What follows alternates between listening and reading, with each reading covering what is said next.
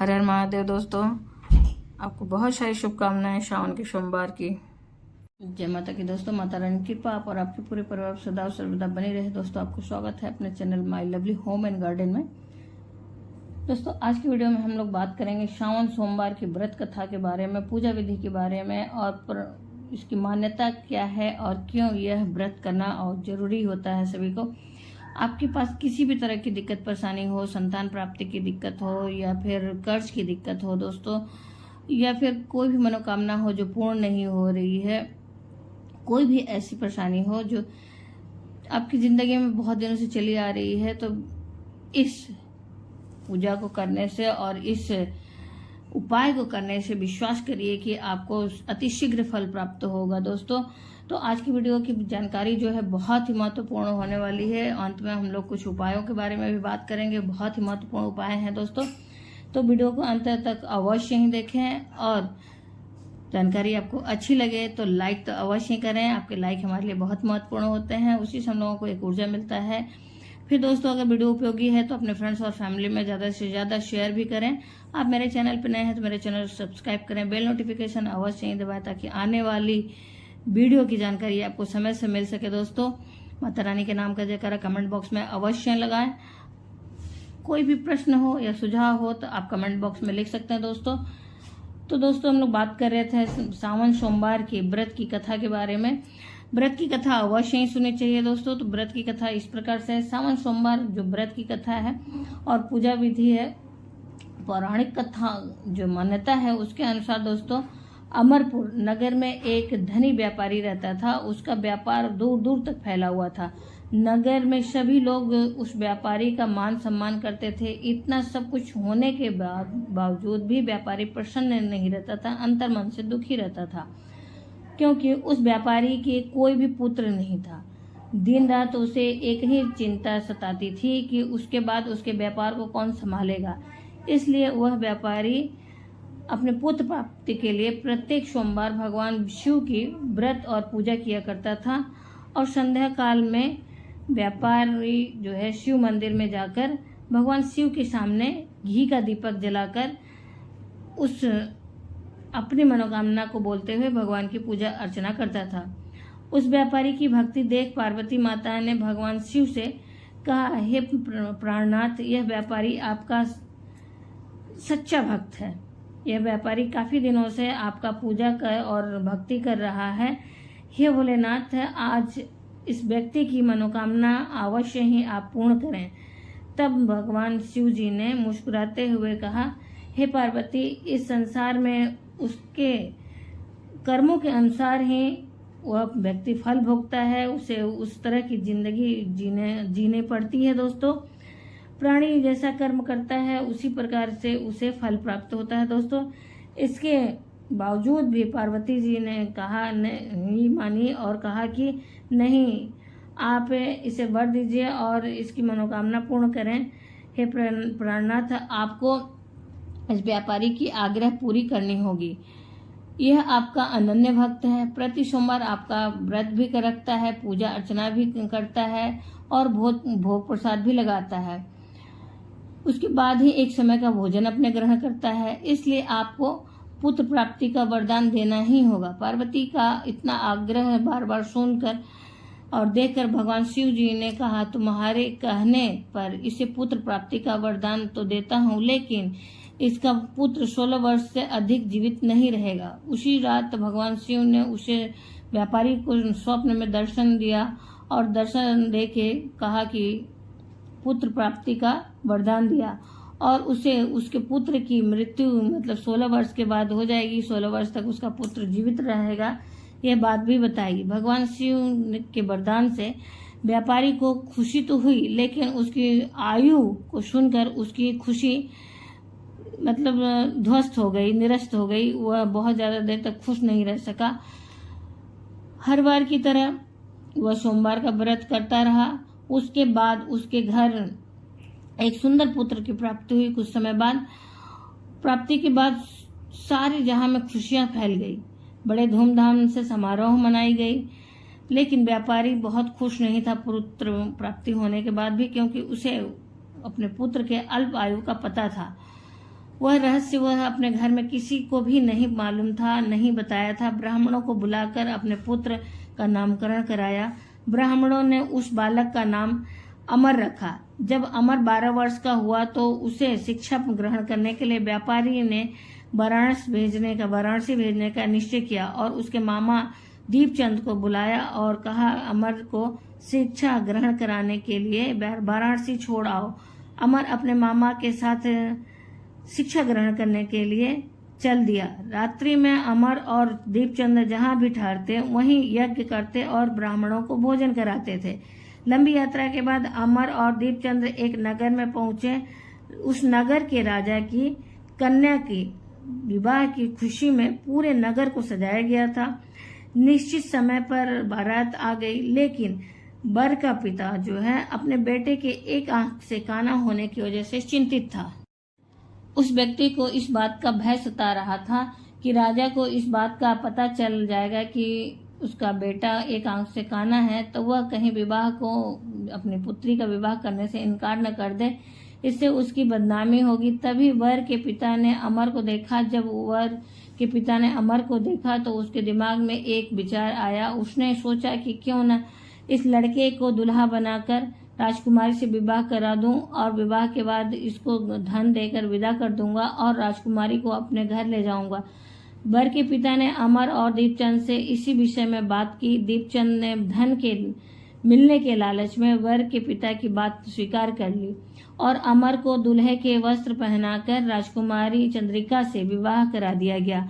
तब राजा ने बहुत सा धन देकर राजकुमारी को विदा किया। जब अमर लौट रहा था तब सच छुपा न सका और राजकुमारी के ओढ़नी पर लिख दिया कि राजकुमारी चंद्रिका तुम्हारा विवाह तो मेरे साथ हुआ था। मैं वाराणसी में शिक्षा ग्रहण करने जा रहा हूँ। अब तुम्हें एक वर की पत्नी बनना पड़ेगा। वह एक आंख से काना है। जब राजकुमारी ने अपने ओढ़नी पर लिखा हुआ पढ़ा तो काने वर के साथ जीवन यापन करने से मना कर दिया और उसके इनकार करने पर तब राजा ने राजकुमारी को अपने महल में ही रख लिया।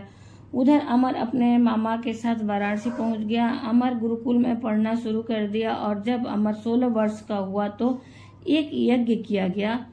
यज्ञ की समाप्ति पर ब्राह्मणों को भोजन कराया गया और खूब अन्न वस्त्र दान किया गया। रात को जब अमर अपने शयन कक्ष में सोने गया तो भगवान के वरदान के अनुसार उसके शयनावस्था में ही उसके प्राण पखेरु उड़ गए। सूर्योदय पर मामा अमर को देखकर रोने पीटने लगे और पड़ोसी भी दुख व्यक्त करने लगे। मामा के विलाप को सुनकर समीप से गुजरते हुए माता पार्वती और भगवान शिव ने भी सुना। पार्वती जी ने कहा, हे प्राणनाथ, मुझसे इसके रोने का जो दुख है वो सहन नहीं हो रहा है। आप इस व्यक्ति के कष्ट को अवश्य दूर करें। अदृश्य रूप से भगवान समीप जाकर देखे तो भगवान ने कहा, हे पार्वती, यह तो वही व्यापारी का पुत्र है जिसे 16 वर्ष की आयु का वरदान दिया था। इसकी आयु पूर्ण हो गई है। पार्वती जी ने कहा, हे प्राणनाथ, इस बालक को जीवित करें, नहीं तो इसके माता पिता इसके वियोग में अपने प्राण को त्याग देंगे। इसके बिना इसके माता पिता आपकी सेवा वर्षों से कर रहे हैं। पार्वती जी के आग्रह करने पर उस लड़के को जीवित होने का वर दिया तो वह लड़का कुछ ही देर में जीवित होकर उठकर बैठ गया। अपनी पढ़ाई पूरी करके अमर अपने मामा के साथ अपने नगर को चल दिया और नगर को जब वापस लौटते हुए उसे उसी नगरी में पहुंचा जहां पर उसका विवाह उस कन्या से हुआ था। उस नगर में भी अमर ने यज्ञ का आयोजन किया और इस समय राजा ने वहां से गुजरते हुए यज्ञ का आयोजन देखा। राजा ने अमर को तुरंत पहचान लिया। यज्ञ समाप्त होने पर राजा ने अमर और उसके मामा को अपने महल में ले गया और कुछ दिन उन्हें महल में रखकर बहुत सा धन और वस्त्र देकर राजकुमारी के साथ विदा किया। रास्ते में सुरक्षा के लिए उसके साथ बहुत सारे सिपाही भी थे और जब वह अपने नगर दीपचंद अपने नगर को पहुंचने वाला था तो एक दूत को भेजकर अपने आने की सूचना व्यापारी को पहुंचाई। अपने बेटे के जीवित लौटने से व्यापारी बहुत प्रसन्न हुआ। व्यापारी ने अपने पत्नी और साथ स्वयं को एक कमरे में बंद रखा था और भूखे प्यासे रहकर व्यापारी अपने बेटे की प्रतीक्षा कर रहा था। प्रतिज्ञा भी कर रखी थी कि यदि बेटे की मृत्यु की सूचना मिला तो दोनों अपने प्राण त्याग देंगे। और जब सूचना मिली तो व्यापारी अपने मित्रों और पत्नी के साथ नगर के द्वार पे पहुंचा। अपने बेटे की विवाहित पुत्र वधू चंद्रिका को देखकर खुशी का ठिकाना नहीं रहा। रात में भगवान ने व्यापारी के स्वप्न में आकर कहा कि हे श्रेष्ठी, मैं तुम्हारी सोमवार की व्रत से प्रसन्न होकर तेरे पुत्र को लंबी आयु प्रदान की है। व्यापारी बहुत प्रसन्न हुआ। सोमवार के व्रत से व्यापारी के घर में खुशियां लौट आईं। शास्त्रों में लिखा है, जो सोमवार का व्रत रखते हैं और कथा सुनते हैं उनकी हर इच्छा भगवान पूरी करते हैं। भोलेनाथ अपने जैसे व्यापारी की इच्छा पूरी की, उसी प्रकार से सभी भक्तों की इच्छा पूरी करें। कहानी कहने, सुनने और हुकारा भरने वाले सबकी कामना पूर्ण करना भगवान। सोमवार का व्रत करने वाला व्यक्तियों को ब्रह्म मुहूर्त में उठना चाहिए और सुबह नित्य क्रिया से निवृत्त होने के बाद अपने स्नान के जल में गंगा जल मिश्रित जल से स्नान आदि करने के बाद सर्वप्रथम सूर्य देव को अर्घ्य अर्पित करें और उसके बाद पूजा स्थल पे पहुंचे। पूजा स्थल पे पहुंचने के बाद सर्वप्रथम आप एक शुद्ध घी का दीपक जलाएं और भगवान के सामने संकल्प धारण करें अपने व्रत का और भगवान से क्षमा याचना मांगे, अपनी मनोकामना बोले। फिर उसके बाद दोस्तों आप संकल्प मेरे दूसरे वीडियो से भी देख सकते हैं, वहां संकल्प बताया गया किस तरह से धारण करना है।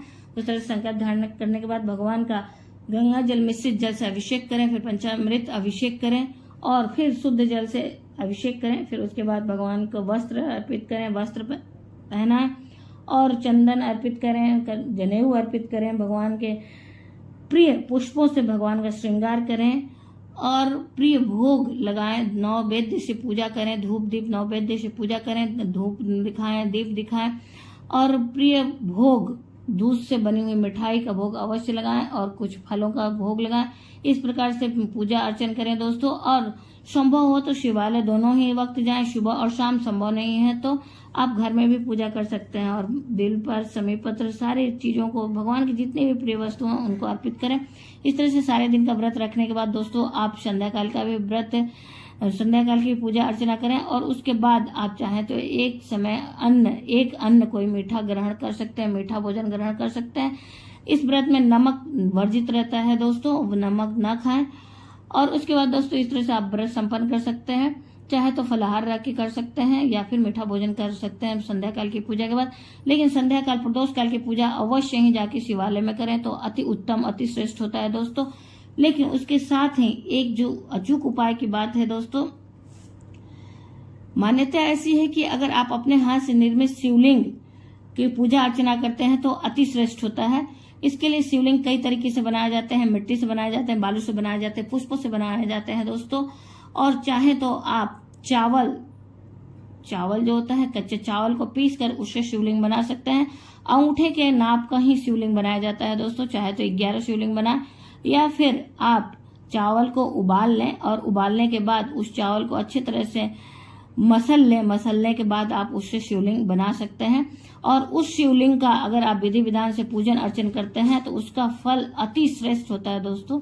इस बात का विशेष ध्यान रखें, आप इस उपाय को करें और विशेष लाभ प्राप्त करें दोस्तों। ये तो रहा अचूक उपाय, इसको आप कर सकते हैं। चाहे तो आप 11 शिवलिंग बनाएं। इस समय बहुत लोग संकल्प लेते हैं 101 शिवलिंग का, सहस्त्र शिवलिंग का या फिर 1000 शिवलिंग का, जितना आप सामर्थ्य है उस तरह से शिवलिंग बना के पूजा अर्चना कर सकते हैं।